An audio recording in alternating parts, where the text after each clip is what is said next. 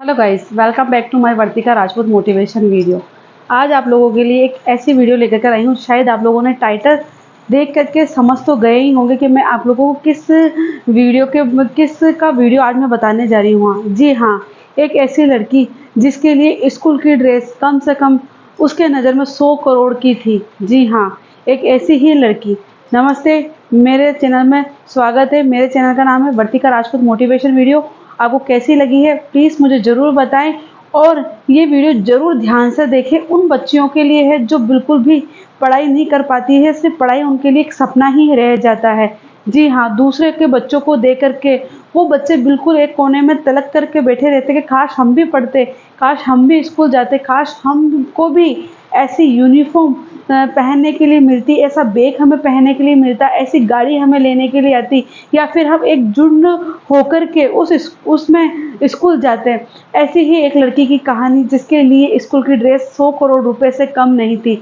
आज आपको मैं ऐसे ही मैना के नाम की लड़की की कहानी आज आप लोगों को सुनाने जा रही हूँ। जी हाँ, ये एक मैना थी जिसका नाम मैना था और ये एक बहुत ही गरीब परिवार से बिलोंग करती थी। जी हाँ, इसको 2 वक़्त के खाना के भी लाला पड़ते थे। मतलब 2 वक़्त के खाना मतलब मिलना भी बहुत मुश्किल था। इनके जो पिताजी थे वो रिक्शा चलाते थे और ये फिर 2 बहनें और 1 भाई था। माँ ना पढ़ी लिखी थी जैसे कि मैंने बताया और बहुत ही गरीब परिवार से थे। जिस दिन पिताजी कमा के लाते उसी दिन ही इनके घर का चूल्हा जलता और ये खाना खाते थे। ऐसा ही हुआ मैना के साथ। जब इसके पापा रिक्शा खड़ा करके आते तो मैना भाग करके दौड़ करके अपने पापा के पास जाती और अपने पापा के थैले में टिटोलती कि मेरे पापा के थैले में ज़रूर कुछ ना कुछ खाने का होता, और बहुत खुश होती थी। और कभी-कभी एक दिन ऐसा भी आता था कि मैना के पापा की जिस दिन मतलब ग्राहक नहीं आते थे, तो मैना के पिताजी की 1 रुपए की भी कमाई नहीं होती थी। उस दिन मैना और मैना के भाई और माता-पिता पानी पी कर के ही सो जाते थे। बहुत कुछ देखती थी मैना इस तरीके से, पर इसके पिताजी कैसे भी ले दे करके 2 वक़्त का कभी कमा ही लेते थे और मैना का इसी तरीके से चल रहा था। मैना धीरे-धीरे बड़ी होती जा रही थी। वो जभी भी बाहर बैठी रहती, घर के बाहर बैठी रहती सीढ़ियों में, तो वो देखती कि कई बच्चे स्कूल की यूनिफ़ॉर्म पहन कर के जा रहे हैं, जूते पहन के जा रहे हैं, बैग लेके जा रहे हैं। तो वो एक उसका सपना होता कि मैं कब कैसे जाऊँगी? आज मैं इतनी बड़ी हो चुकी हूँ, मैं 4-5 साल की हो गई, मैं कब स्कूल जाऊँगी? उसके हमेशा मन में यही रहता और वो अपनी माँ को आके बोलती कि मम्मी मुझे भी स्कूल जाना है, मुझे भी पढ़ना है, मुझे भी लिखना है। तो उसकी मम्मी बोलती कि बेटा, हमारे पास पढ़ाई-लिखाई के लिए ना तो पैसे हैं और ना ही कॉपी-किताब और ना ही ड्रेस के लिए है। इसी वक़्त ऐसे ही बस मैना का ये मैना उन बच्चों को आती और जाती और देखती। बस अपने आप में कसूर थी कि मैं कब पढ़ूँगी, क्योंकि पढ़ाई करने की बहुत ज़्यादा ललक थी मैना के उसमें। थोड़े टाइम बाद में ही मैना के जो पिताजी होते हैं इनकी डेथ हो जाती है। अब मानो कि मैना के घर के अंदर 2 वक़्त के खाने खाने के भी लाले पड़ चुके थे। मैना क्या करती और मैना की माँ बस बिलख-बिलख के रोती रहती। फिर मैना की माँ ने सोचा कि मैं अपने बच्चों का पेट कैसे पालूँगी, क्योंकि एक माँ का मन तो आप जानते हैं ही है कि माँ का मन तो एक इस तरीके से होता है कि वो अपने बच्चों के लिए कुछ भी कर सकती है। मैना की माँ ने सोचा कि मैं कचरा बीनना स्टार्ट करती हूँ। जब 10 किलो का वज़न हो जाता है, 10 किलो का कचरा मतलब बीन देते हैं तो उस पे पैसे मिलते हैं। मैना की माँ रात को ही चुगने जाती थी क्योंकि सुबह नहीं जाती थी, और वो रात को ऐसी जगह चुगने जाती थी कि वो देखती थी कि यहाँ पे मैं चुग सकती हूँ, कोई आता-जाता तो नहीं है। रात के टाइम मैना की माँ निकलती क्योंकि कई ट्रक वगैरह खाली होया करते थे दुकान और मॉलों के सामने, तो वहाँ पर कई ऐसी प्लास्टिक की थैली वगैरह जो भी है वो फेंके जाते थे। तो रात को मैना की माँ धीरे-धीरे चुपके जा कर के वहाँ से कचरा चुग के लाती थी। मैना की माँ जब मैना अपनी माँ को इस तरीके से देखा करती थी, तो वो बोलती थी, माँ मैं भी तुम्हारे साथ चलूँगी, मैं भी थोड़ा बहुत कचरा ले आऊँगी, इससे थोड़ा पैसे हमारे पास ज़्यादा आएँगे और हमें खाने के लिए कुछ ना कुछ मिलेगा। मैना की जो माँ थी वो भी मैना को साथ में ले जाया करती थी। तो इसी तरीके से वक़्त चल रहा था। एक दिन का वक़्त है कि मैना कचरा चुग रही थी। वहाँ पे ही कुछ लोग एक एक स्कूल के सर और एक स्कूल की मैडम वहाँ से ही गुज़रते हैं। मैना वहाँ कचरा चुगते-चुगते उन बच्चों को देख रही थी, स्कूल के बच्चों को। तो वो सर और वो मैडम भी मैना को देख रहे थे। उन्होंने जान लिया था कि मैना को पढ़ने का शौक है, क्योंकि वो जो ललक उसकी आँखों में दिख रही थी, वो सर और मैडम को पता चल गई। वो जाते हैं और उनको बोलते हैं कि मैना तुम पढ़ोगी? तो फिर मैना बोलती, हाँ मैं पढ़ूँगी, पर मेरी माँ मेरे पिताजी हैं नहीं और मेरी माँ बहुत गरीब है, हमारे पास पढ़ने के लिए कुछ भी नहीं है। तो वो उस टाइम तो फिर वो बोलते हैं मैं तुम फिर वो सर और वो मैडम बोलते हैं कि तुम पढ़ने जाओगी? तो बोले मेरे पास कुछ है ही नहीं तो मैं कैसे पढ़ने जाऊँगी? तब मैं ना वहाँ से भाग जाती। मैं ना अपनी माँ को जाके बोलती कि एक सर एक मैडम आए थे, वो बोले कि तुम पढ़ोगी क्या? हम तुम्हें स्कूल पढ़ाएँगे। तब उसकी माँ उसको डाँटती है कि ऐसा कुछ नहीं है, लोग बाग ऐसे ही बोलते हैं, झूठ ही बोलते हैं, हम गरीबों की कौन सहायता करेगा? कौन तुझे पढ़ाएगा? कुछ ही नहीं है, तो यूँ ही अपने नाम के लिए यूँ ही पूछते करते हैं। तो फिर मैना चुप हो जाती है। अगले दिन वो सर और वो मैडम मैना के घर पे आते हैं। मैना की माँ से बात करते हैं कि हम तुम्हें और तुम्हारे जो यहाँ पे बच्चे हैं, हम उनको पढ़ाएँगे और यहाँ पे ऐसे कितने बच्चे हैं जो उनको हम हमें बताइए। हम बताएँगे कि कौन से ऐसे बच्चे हैं जिनको पढ़ाना है। तो फिर मैना की माँ का खुशी के मतलब कोई ठिकाना नहीं था, क्योंकि वो चाहती थी कि मैना और उसके मतलब मैना और मैना के भाई-बहन पढ़ें। वहीं वो सर और मैडम मैना को ड्रेस और कॉपी और किताब ला कर के देते हैं।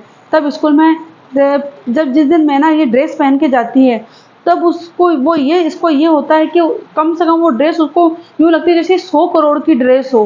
क्योंकि एक सपना था और एकदम ही अचानक से उसका सपना उस ड्रेस को पहनने का हकीकत हो जाता है, तो कोई कीमत उसकी 100 करोड़ से कम नहीं थी। मैना इतनी खुश होती है, पर जब मैना स्कूल जाती है तो उसको बोलते हैं कि आप अपनी कॉपी पे नाम लिखो। मीना को कभी आज तक उसने कभी पेन तक नहीं चलाया, उसको आता ही नहीं था कि नाम कैसे क्या लिखते हैं।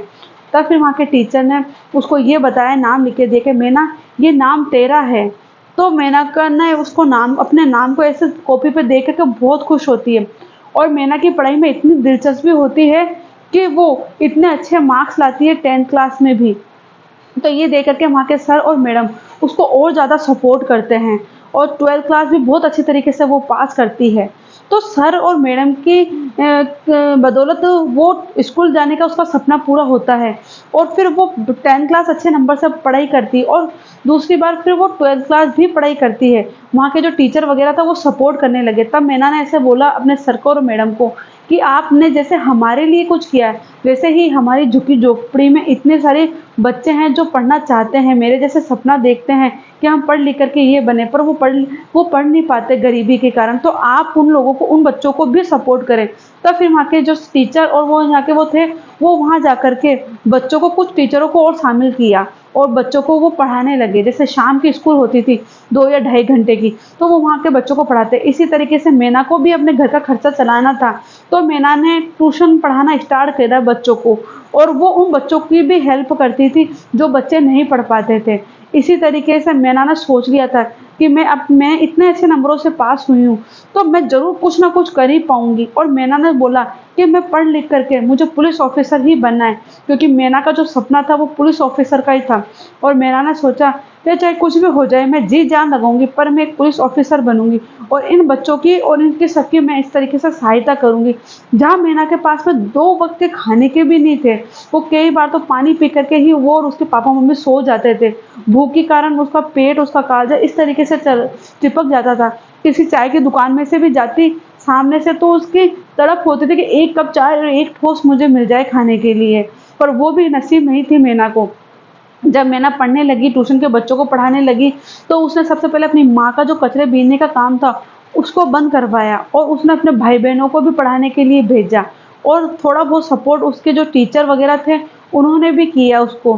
तो आज जो मैना है, वो इस काबिल बन गई है कि वो अपने सपने को पूरा कर सकती है, क्योंकि आप जानते हैं एक पढ़ाई जीवन में बहुत ज़्यादा इम्पोर्टेंट होती है, बहुत ज़्यादा इम्पोर्टेंट होती है, क्योंकि पढ़ाई के बिना हमारी ज़िंदगी बिल्कुल अधूरी है। क्योंकि आज हम बाहर जाएँ तो पढ़ाई के बिना हमको ये भी नहीं पता चलता कि यहाँ पे क्या लिखा हुआ है, वहाँ पे क्या लिखा हुआ है।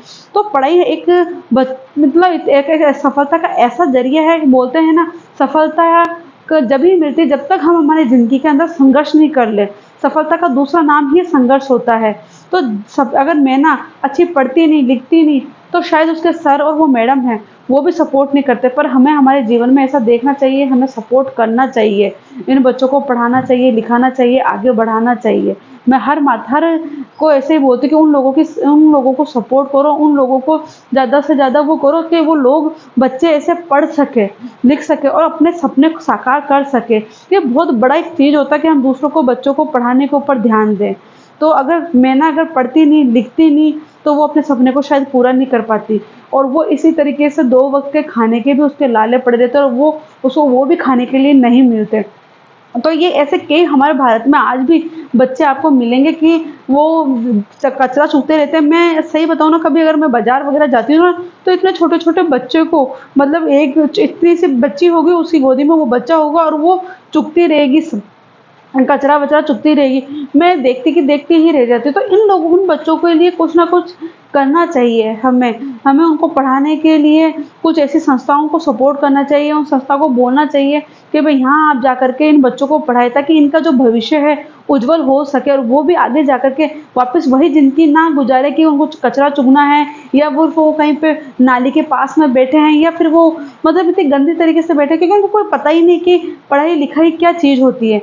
तो हम इन बच्चों को पढ़ाएँगे, लिखाएँगे, जब ही इनका भविष्य आगे बढ़ेगा। तो इनको सपोर्ट करना चाहिए। और जैसे कि मैं ना, आप नहीं मानते, स्कूल की यूनिफ़ॉर्म उसके लिए 100 करोड़ रुपए से कम नहीं थी। जिस दिन उसने स्कूल की यूनिफ़ॉर्म डाली ना, उसने ये सोच लिया कि अब मुझे कुछ ना कुछ तो करके दिखाना ही है।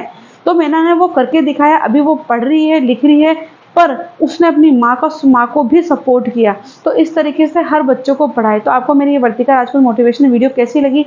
अच्छी लगी है तो वीडियो को लाइक, सब्सक्राइब, शेयर करें, ताकि हर ये लोग वो भारतीय नागरिक वीडियो को देखें और इन बच्चों को सपोर्ट करें और इन बच्चों को आगे बढ़ाएँ। तो मेरा वीडियो कैसा लगा? वीडियो अच्छा लगे तो लाइक, सब्सक्राइब, शेयर करें। फिर लेकर आती हूँ एक आप लोगों के लिए न्यू वीडियो के साथ। जब तक के लिए नमस्ते।